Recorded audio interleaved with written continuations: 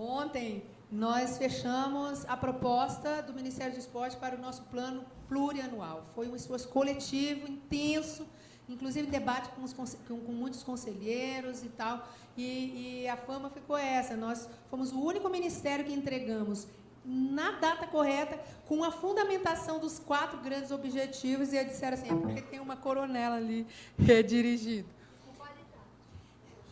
Tiramos 10 na qualidade. Esqueci da qualidade, só falei da pontualidade. Bem, gente, então, agora nós vamos... Eu peço apoio aí isso. Nós nos propusemos a organizar o conhecimento que foi levantado no Diagnóstico Nacional de Esporte, na variável... Ué, não está funcionando esse negócio, não.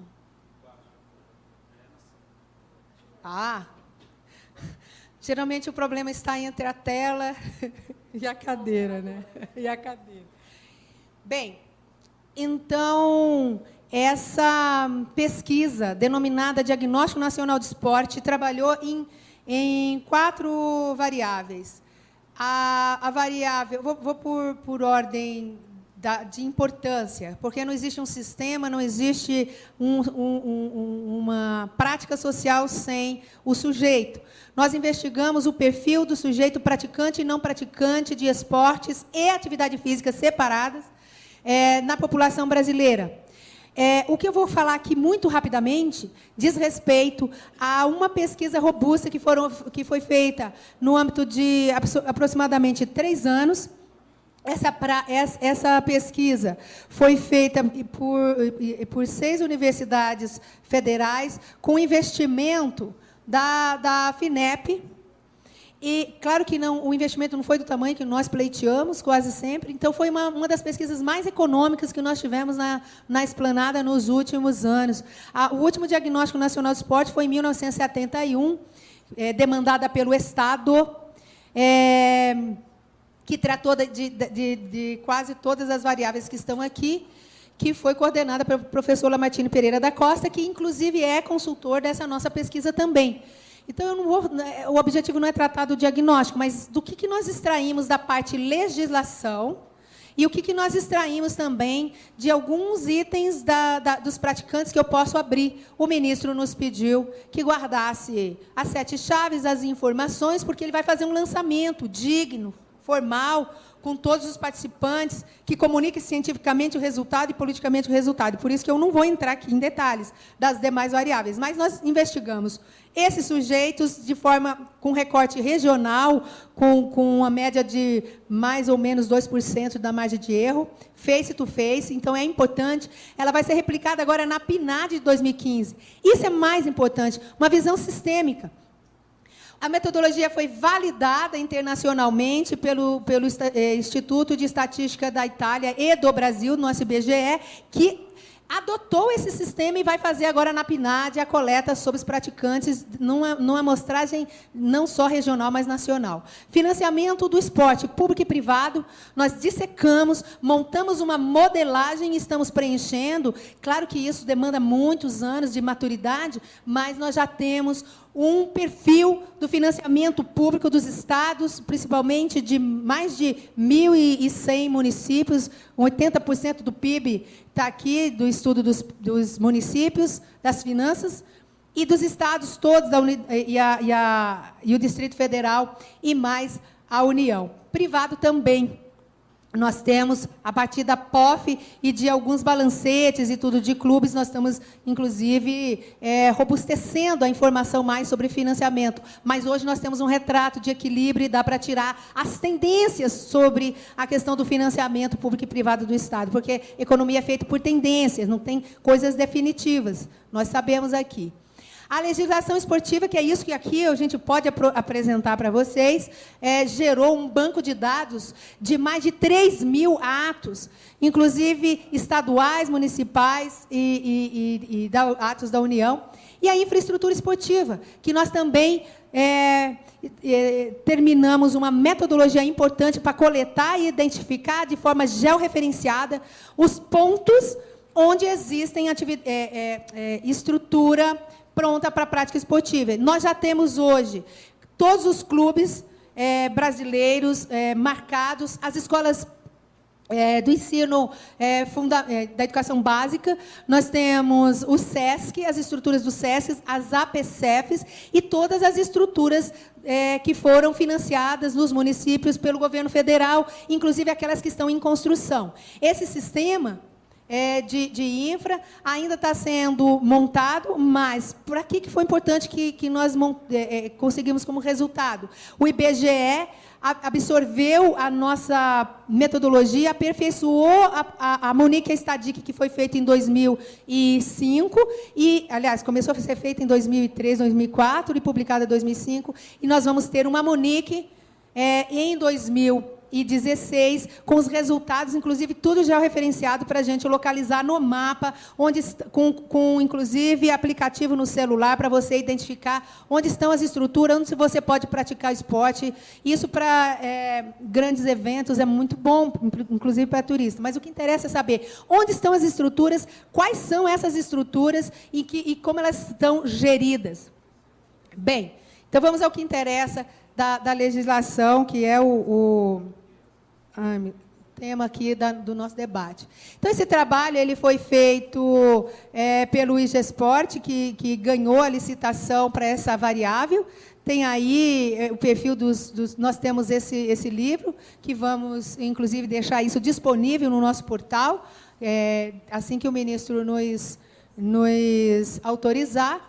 Essas informações são informações ainda restritas para o âmbito do grau de confiança que nós temos nesse GT, e os nossos convidados, que foram, inclusive, validados. Cada convidado que está aqui foi validado pelo gabinete do ministro, foi mediado, porque isso é um grupo de trabalho de confiança. Essas informações ainda são informações restritas, mas, como a pesquisa está feita e validada, inclusive cientificamente, a gente pode debater. Os objetivos dessa pesquisa sobre a legislação foi identificar e analisar a legislação do Brasil desde 1857 e fazer uma análise do movimento desses sistemas gerais e, a partir disso, tirar lições a respeito de como foi a evolução da legislação esportiva no Brasil, das leis gerais, realizar um balanço da legislação atual no campo dos três entes federados e identificar contradições nessa legislação, no sentido de saber quais foram os grandes obstáculos no aparato regulatório que impediu a universalização do acesso ao esporte. Na verdade, nós usamos universalização como uma grande bandeira histórica, mas país nenhum universaliza todos os níveis, todas as idades. A gente diz aprofundar a democratização do acesso, possibilitar isso.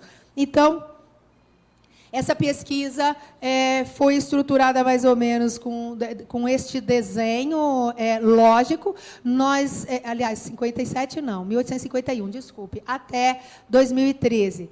E todo esse banco de dados que nós temos, isso tudo vai ter acesso público pelo nosso portal também. Nós fizemos uma interação para conseguir, se a gente quiser saber o que tem sobre financiamento na legislação estadual, municipal e federal, nós conseguimos caçar pelo financiamento e ver o perfil do financiamento ao longo da história ou na legislação atual. Nós também temos tudo que é relacionado ao sujeito praticante nessa legislação. Hoje, se a gente quiser saber como que a lei vai tratando a prática do acesso dos brasileiros ao esporte, a infraestrutura e gestão. Então, para procurar esses dados. E essa pesquisa, fundamentalmente, nos trouxe elementos para que a gente pudesse pensar nesse novo marco regulatório. Aqui também, a forma lógica que está classificada, eu trouxe só para vocês terem ideia, aqui, ó, toda a legislação federal, estadual e municipal, e diante das variáveis, financiamento, infraestrutura, gestão e praticantes, nós vamos ser capazes de analisar. Aqui, em 1970, era mais ou menos esse perfil de legislação, aliás, pelo diagnóstico feito em 70, nós temos o quantitativo aqui de leis e que tipo de, se era decreto, se era lei geral, e esse perfil, essa apresentação foi passada para vocês. Eu estou passando aqui rapidinho para a gente tentar entender o que isso tem a ver com o nosso debate sobre o sistema hoje. Então, aqui está o esquema lógico da quantidade de atos federais, estaduais e municipais no banco de dados e como eles estão distribuídos por estado. Então, tem um perfil aqui. A quantidade de leis por esfera, a quantidade de leis municipais por região, a quantidade de leis estaduais por região e o tipo de lei. Então, aqui, são importante aqui, ó, depois, a Lex pré-88, Constituição, e pós-88, olha como a preocupação da gestão pública passa a ser financiamento do esporte. Então, ela é movida mais pelo financiamento, e nós sabemos que a legislação é muito movida para resolver os problemas mais focados na modalidade mais desenvolvida do Brasil, que é o futebol. Então, a legislação passa a ser...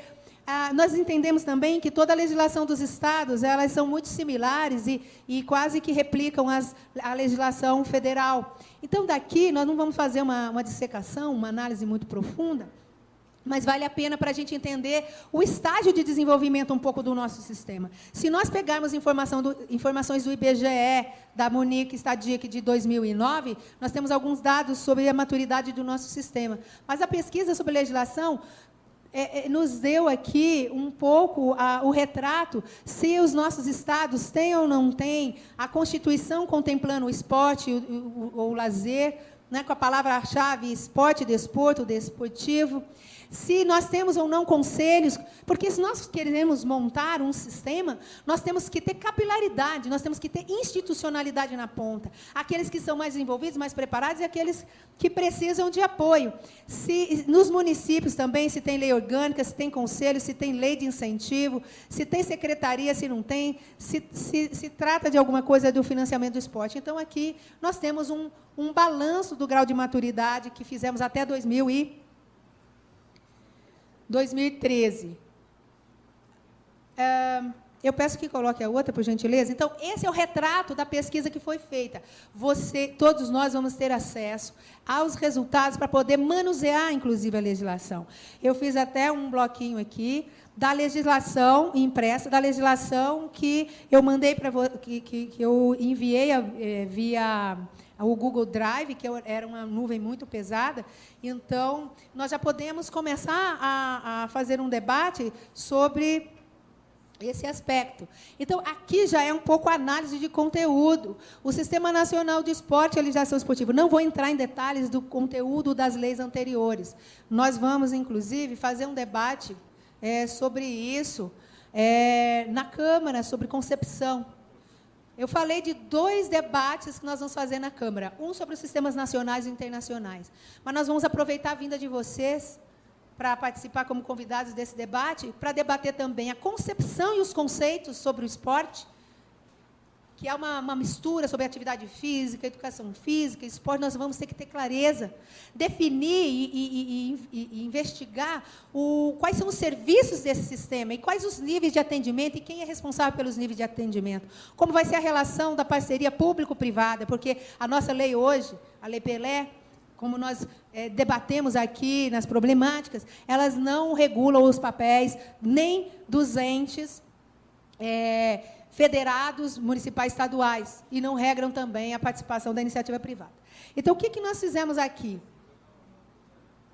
Nós trabalhamos com a primeira lei geral de 1941, que desenhou um sistema e os parceiros, no âmbito federal, estadual e municipal. Aqui ainda há uma abordagem de como era estruturado com as federações e associações esportivas das capitais. É bem tenro, é bem incipiente, foi a primeira legislação. Olha aqui, a partir dessa estrutura, nós temos o Ministério, que era responsável de Educação e Saúde Pública, o importante e famoso CND, porque essa lei foi constituída sobre a lógica causal tutorial, desculpe, errei a palavra, tutelar, onde o Estado definia, inclusive, quais eram os presidentes, deliberavam, quais eram os presidentes das entidades de administração do esporte. Então, era verticalizado, inclusive, né? E aqui, dialogando muito com atores que hoje a gente não percebe no sistema, embora eles existam de fato, como a questão do esporte das forças, né, o esporte militar, a relação com a universidade e a juventude, e aqui um fato diferente e que se explicava em 41, as forças policiais.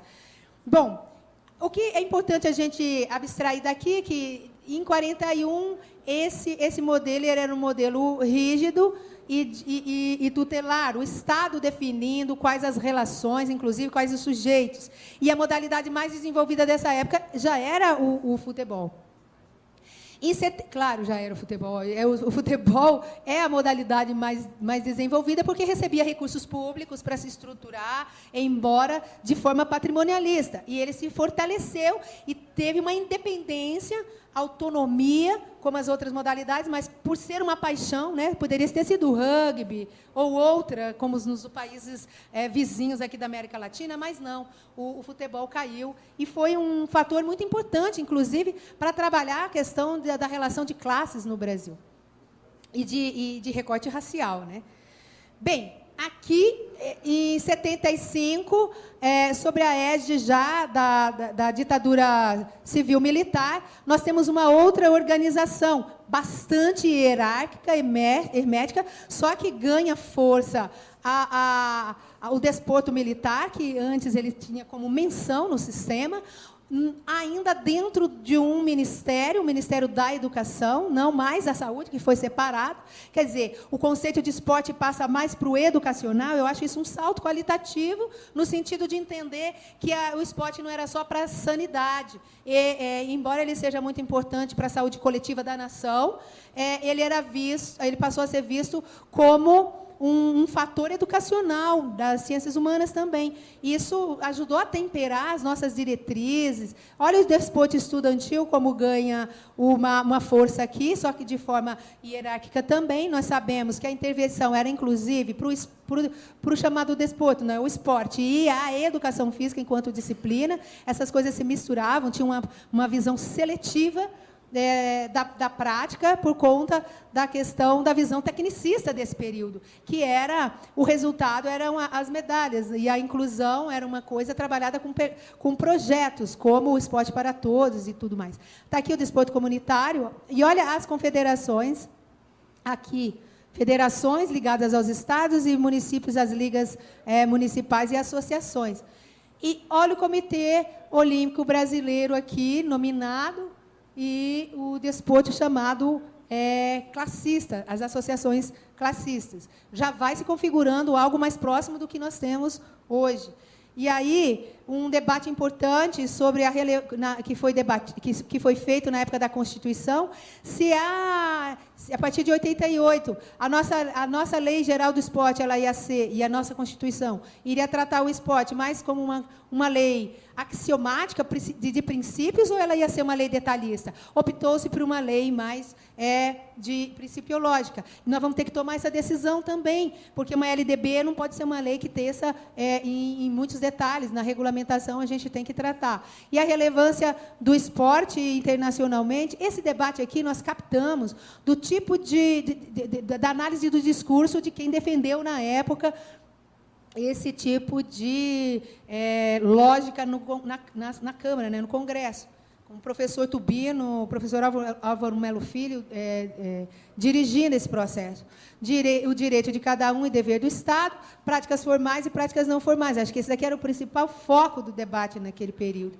E também a questão do futebol. Tanto é que a legislação era basicamente 80% firmada no futebol. Aqui foram os princípios debatidos, então, que iriam dar forma a essa legislação geral. A diferenciação desportiva, a autonomia, a questão do exaurimento da justiça desportiva e a questão da prioridade do desporto educacional, que nós debatemos nessa problemática, que ela é mais retórica do que do que algo concreto no sistema, e se decidir se ela ia ser abstencionista ou intervencionista. E aí, ou seja, ela seguiria o modelo tutelar de 41, ou ela seria mais próxima dos ventos liberais ou até neoliberais que estavam soprando nesse período histórico no Brasil, em plena luta pela democratização do país.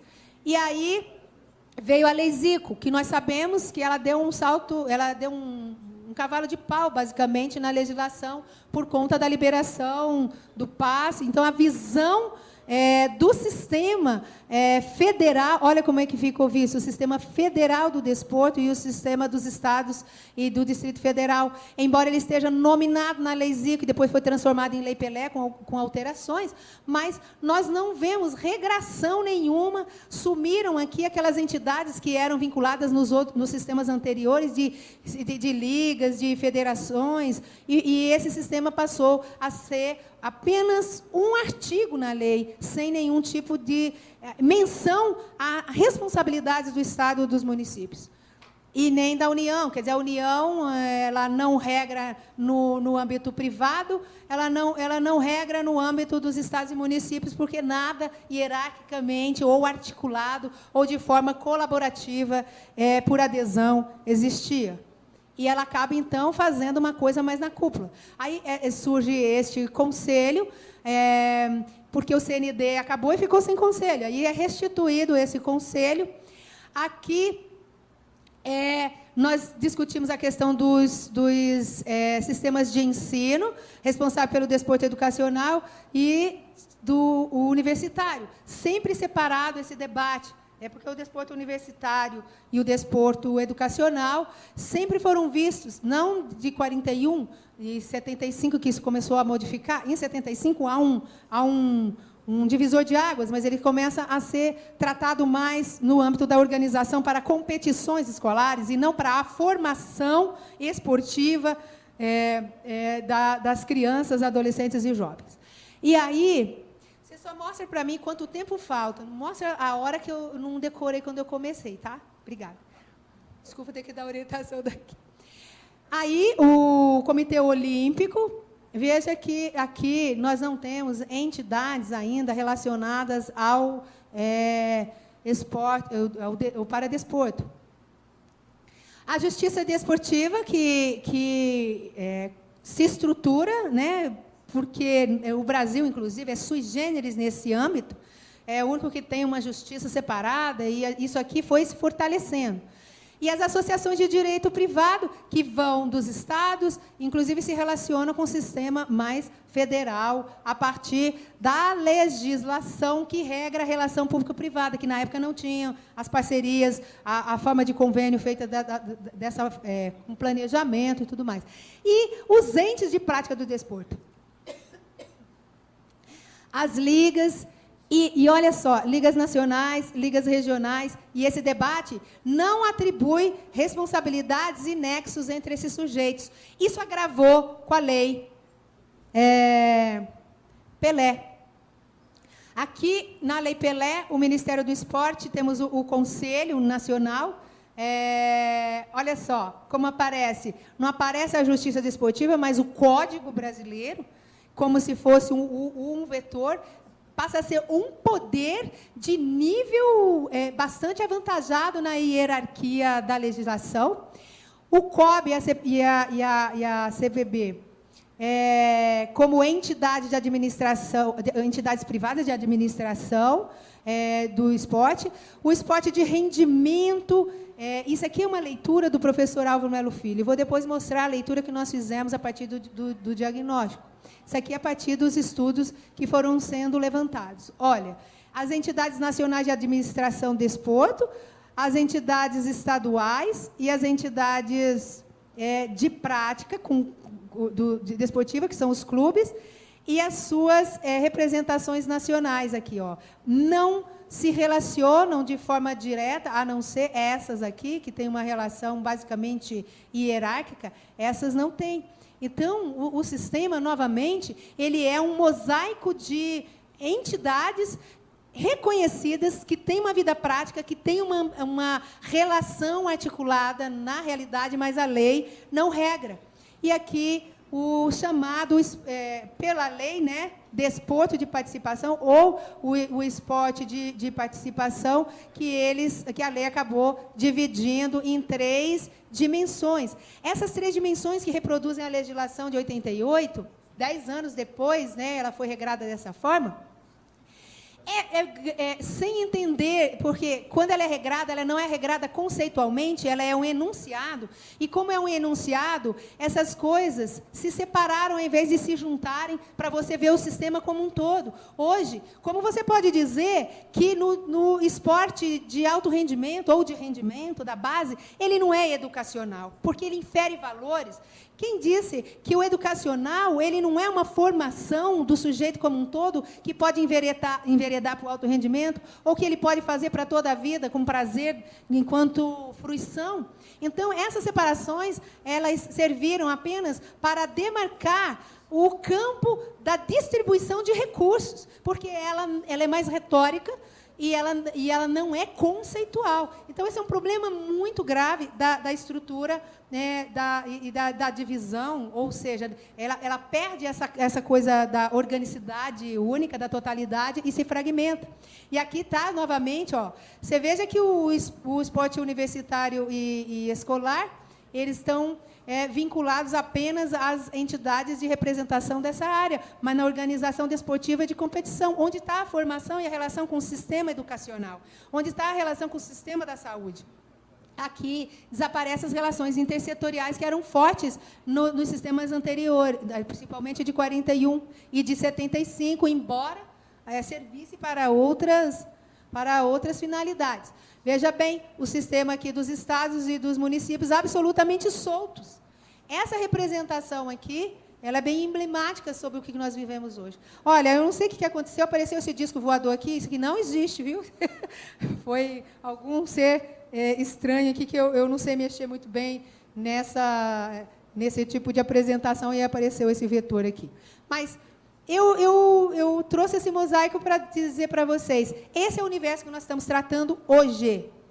Nós temos a lei geral, de normas gerais sobre o desporto, que é a Lei Pelé, que recebeu, desde de 2000, né, leis que, essas setinhas aqui, são as leis que vão modificando a Lei Pelé. Vocês reconhecem todas elas aqui. Quem tiver um pouco mais, nós vamos ter que dissecar isso, nós vamos ter que estudar para saber como que nós temos que absorver o que é do futebol, nós vamos separar.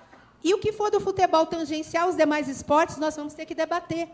E aí, neste debate, nós temos que preservar todas as nossas conquistas, e essas leis aqui, nós temos que ver também como tratá-las e nos reportar numa nova lei, que, quando a gente elaborar esse PL, nós temos que levar em consideração, valorizar as leis anteriores, porque não é porque a Lei Pelé está esse mosaico, e porque ela, quase que 80% trata do futebol, que ela não foi importante para regrar a nossa área. Ela é falível, como toda a legislação, porque ela é quase que hermética e precisa, então, ir se modernizando e se atualizando. Nós não vamos fazer um debate aqui derrotista. Agora, que essa lei ela é excludente, ela não regra, ela não pensa na questão da base, ela falou em prioridades, conforme a Constituição, para o esporte educacional, mas ela permitiu regras para esses recursos não chegarem de fato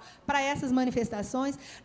Como nós não temos vinculação no orçamento de, por exemplo, 2% da nossa OGU no esporte, que é o que a gente luta, desde a primeira conferência, aliás, a segunda, a terceira foi mais veemente nisso, nós não temos um Fundo Nacional do Esporte, ou setorial, que nós podemos chamar assim, para pegar recursos da lei de incentivo que não foram, ou até captação privada, ou até da OGU. Nós não temos isso, nós não conseguimos ter capilarização com os estados, nós não conseguimos garantir o preceito da priorização constitucional da questão do esporte educacional, nós não temos clareza do que é educacional, e do que é alto rendimento, porque a base se confunde com o topo da pirâmide, e se você investe na base, você tá fazendo alto rendimento, sem você pensar na formação esportiva da criança, adolescente. Então, essas questões conceituais nós vamos ter que tratar aqui para entender o que nós vamos salvar.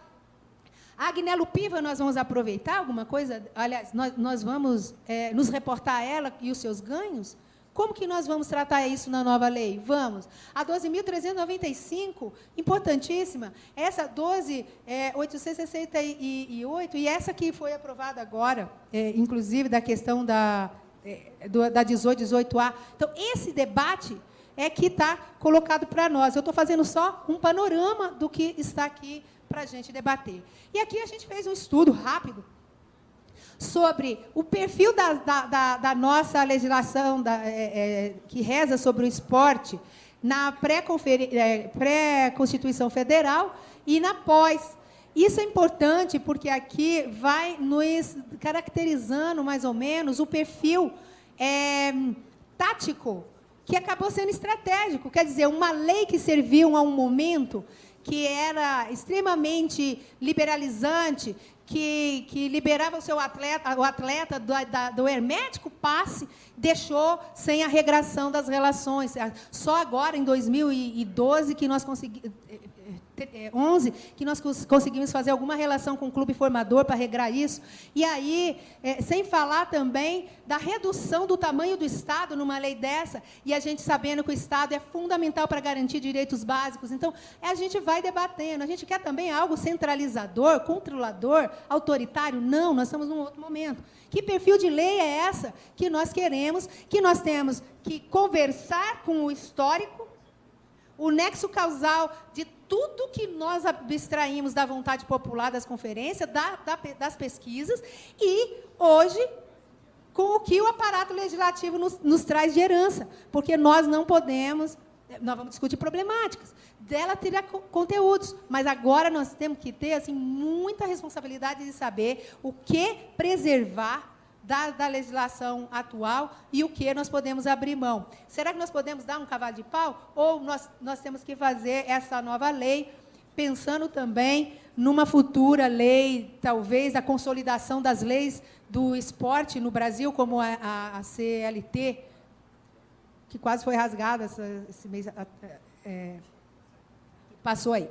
Bom, mas então, a atuação cartorial, aqui, a autonomia das entidades, não contempla princípios e diretrizes inspiradores do que significa o impacto do esporte na vida das pessoas, elenca inúmeros princípios nucleares da filosofia, inclusive da Lex Esportiva.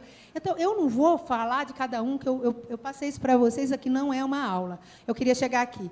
Hoje, o que nós percebemos daquele conjunto de sistemas estudados pelos acadêmicos é que aqui, esse é um retrato mais claro da representação do que é o Sistema Nacional do Esporte hoje no Brasil.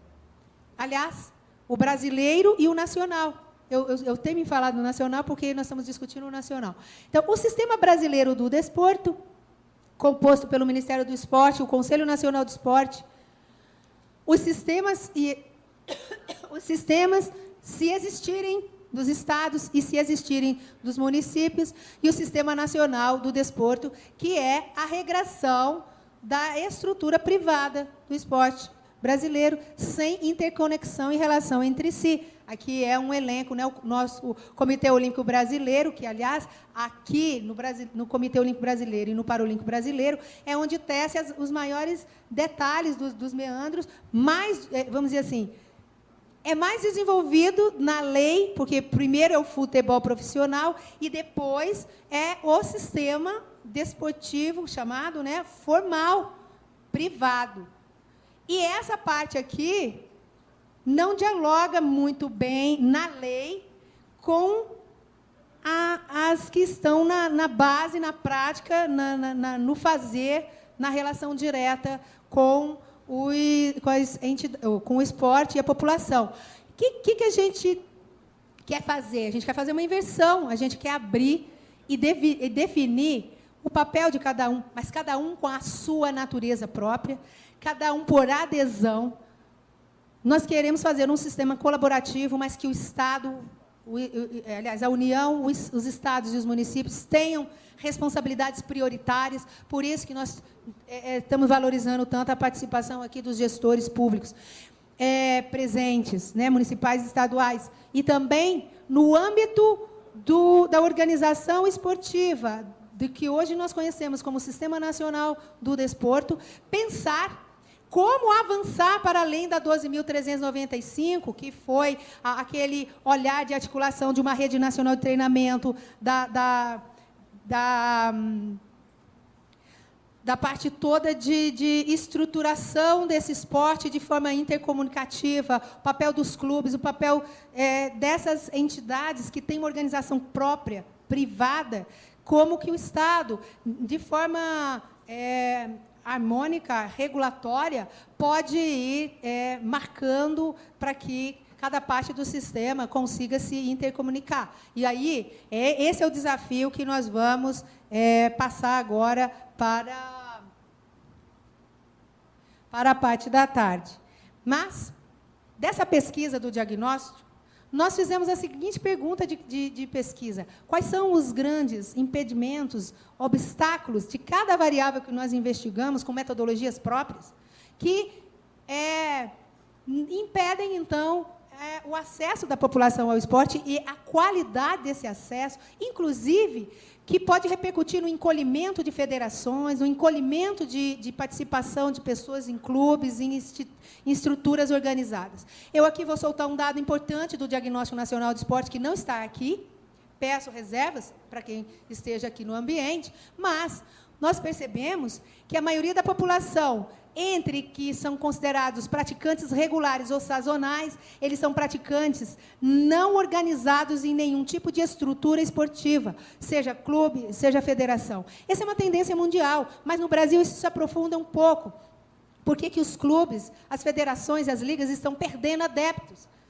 Porque talvez o sistema não esteja respondendo ao papel que essas instituições, entidades, possam ter de forma colaborativa para que a população possa, da sua formação esportiva, a partir da cultura corporal, da tenra infância até a sua forma autônoma e autodeterminada para praticar para o resto da vida a atividade física, que o clube pode ser, por exemplo, uma saída para convívio e prática organizada permanente sem estar na cadeia do alto rendimento.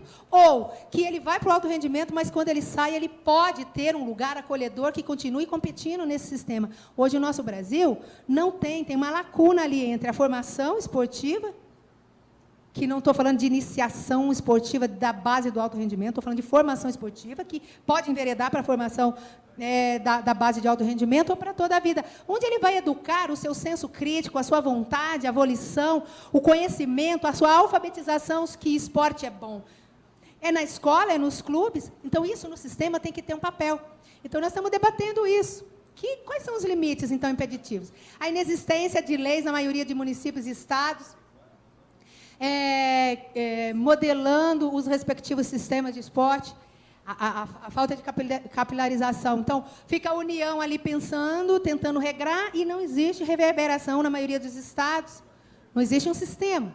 A futebolização da lei de normas gerais do esporte, comprometendo todas as demais modalidades e formas de prática esportiva.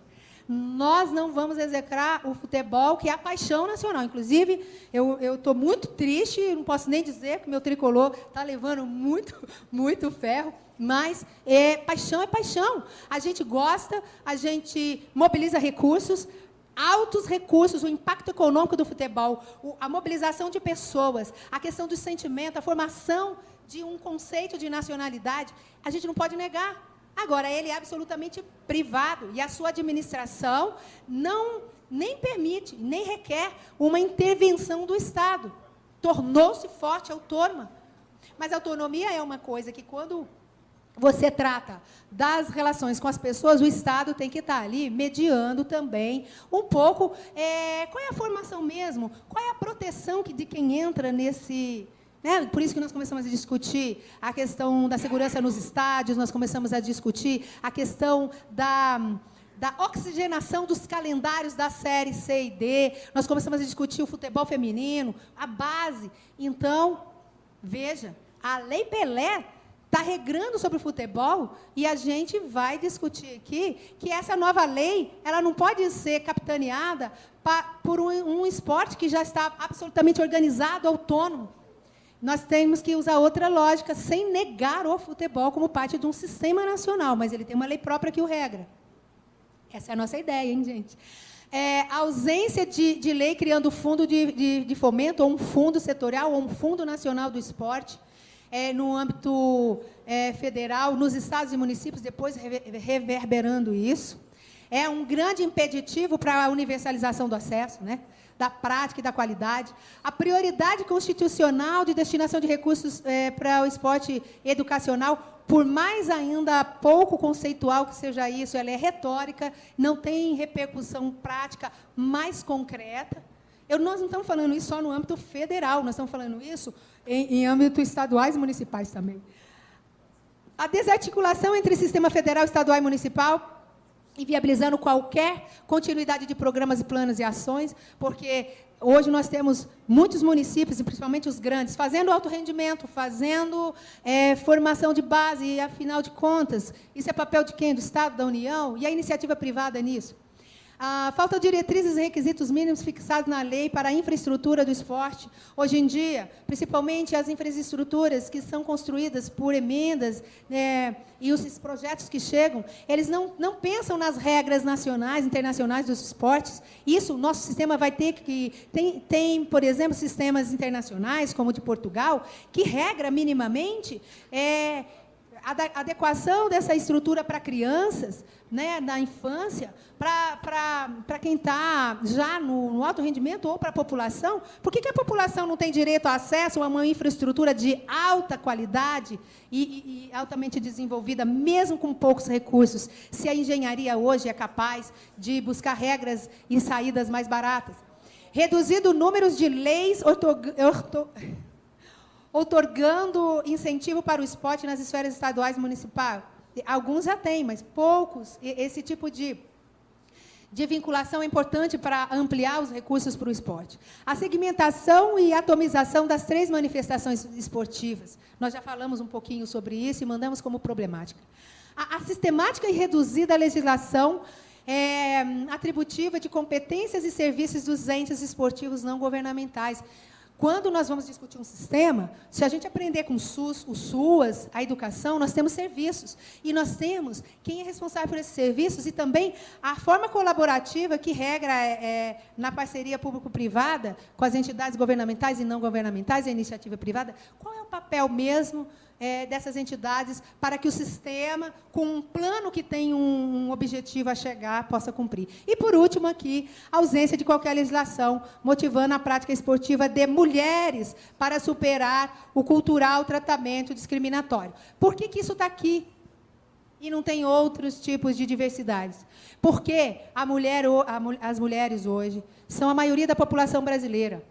E, sendo assim, o relativo baixo número de praticantes regulares ou até sazonais, que o nosso diagnóstico nacional demonstrou, se deve em muita conta, como, inclusive, em outros países, que nós estamos, inclusive, no nível de praticantes, não praticantes e sedentários, ou praticantes sazonais, com um número muito parecido com países desenvolvidos da Europa, que empregam alta monta de recursos para o esporte do seu PIB. Nós temos muito potencial, porque vemos que o impacto dos não praticantes, porque a maioria dos não praticantes são mulheres. Se você estimula e você cria para romper as diferenças, né, por conta dos obstáculos culturais, históricos, nós também elevamos o padrão e o número de praticantes geral no Brasil. Eu digo para vocês que o futebol, acho que até 1979, era proibido para a mulher, e o judô, quer dizer, uma coisa assim. E quando foi regrado com bola especial e tamanho de quadra de campo especial. Agora, né? Imagina, Maico, né? Está duvidando do potencial das meninas. Bom, o sistema nacional com alguns vetores. Então, aqui, a gente deixou como linhas. para orientar o debate, que esse novo sistema, né, a gente está chamando de anteprojeto, na verdade é um projeto de lei que a gente vai tirar daqui, a gente fala anteprojeto, porque o projeto mesmo sai lá da presidência. Mas ele pensa em assegurar e possibilitar a democratização do acesso da população às práticas esportivas, que, embora isso seja um preceito, nós ainda não temos isso de forma orgânica no sistema.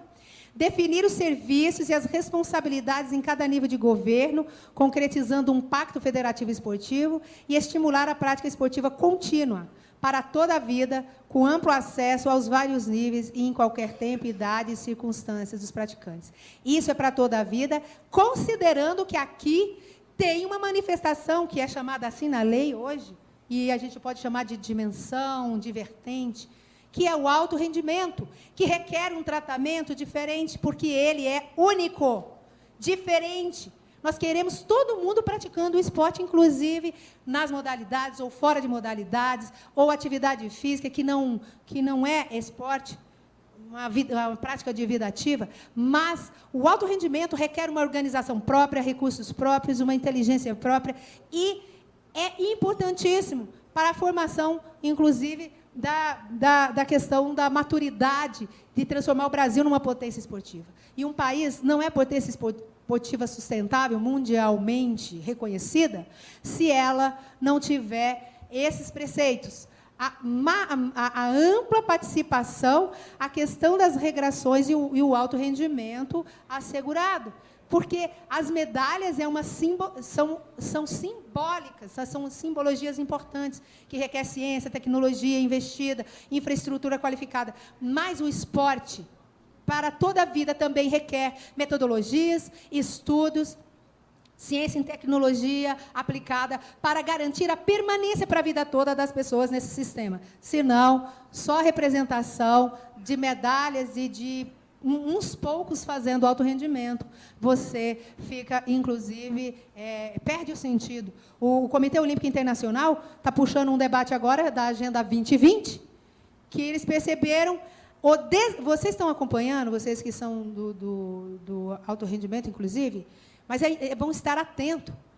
Como eles estão perdendo adeptos. E a organização do COI é muito diferente da organização, por exemplo, do COB, aqui, que dialoga com as suas federações. O Marcos Vinícius está aqui para dialogar conosco sobre isso. Existem as federações de modalidades internacionais que não se vinculam e não dialogam organicamente com o COI. Mas o COI percebeu uma perda de sentido, um encarecimento muito grande, a mercadorização muito grande dos Jogos Olímpicos. E eles e paralímpicos, pelas outras entidades, eles começaram a debater o sentido, a síntese, e propuseram uma Agenda 2020, onde tem participação de mulheres, onde tem modalidades, onde você pode misturar, inclusive, homens com mulheres. Você está partindo de um outro tipo de diálogo, embora não perca a questão do atleta mercadoria, porque isso está na gênese da organização esportiva moderna, no marco do capital, mas eles estão pensando em novas formas de aderir, ou de ser mais palatável o debate com a maioria da população, com aquele olhar do esporte para todos, por conta da endemia da obesidade, por conta também da falta de participação esportiva das crianças na vinculação desta prática social humana. Então, gente, aqui eu já mandei isso para vocês, vou deixar isso aqui, vou deixar isso aqui na tela, para não me alongar, e dizer, a nossa ideia, então, para conduzir, embora a gente tenha mandado documento para vocês, é essa, de abrir o debate em cima de algo concreto, palpável. O professor Jorge Stenhilber me perguntou, olha, eu mandei as minhas ideias para o SNE 2015, nós ainda não transformamos isso num e-mail corporativo. Eu disse que o sistema está em andamento, porque nós estamos tocando esse trabalho junto com os trabalhos do Ministério do Esporte. Então, a TI tem que ter um tempo, umas normas. Mas o que nós fizemos? Nós não vacilamos. Nós tiramos cópia, já sistematizamos, não as ideias, nós mantivemos as ideias originais de cada autor que mandou, E nós pegamos, nós vamos trabalhar à tarde com isso. Nós vamos pegar a ideia, a força, que foi o problema que nós mandamos, e vamos ler a contribuição, e vamos entregar impresso para vocês, a contribuição que já veio, as contribuições que já vieram de membros do GT, e vamos, então, debater a partir disso. Né? Quem se sentir já contemplado com o que está aqui, e vamos tentar fazer um debate para tirar a súmula, porque a reunião de hoje é para levantar problemas. A próxima é para fechar conteúdo advindos desse problema, já conteúdos sistematizados. E no intervalo entre uma coisa e outra, vocês vão ficar recebendo material, opinando. Claro que não vão receber todo dia, vão receber em dias certos, e vão ter prazo certo para nos mandar, para senão vocês não vão fazer outra coisa, a não ser debater o sistema. Eu sei como é. Nós estamos organizando, e aí nós vamos ter um sistema, esse que nós estamos prometendo, que nós vamos mandar, vocês vão mandar as propostas, nós vamos sistematizar, só para os membros do GT, tornar público o que veio original e o que nós sistematizamos, para a pessoa, como a gente faz nas conferências. As ideias força, como eu disse, vamos fazer consensos sobre o que é ideia força geral que nos une. O que não nos une, a gente coloca lá no cabide para debater depois, chamar até bilateralmente e ver se a gente acomoda. Tá certo assim? Olha, gente...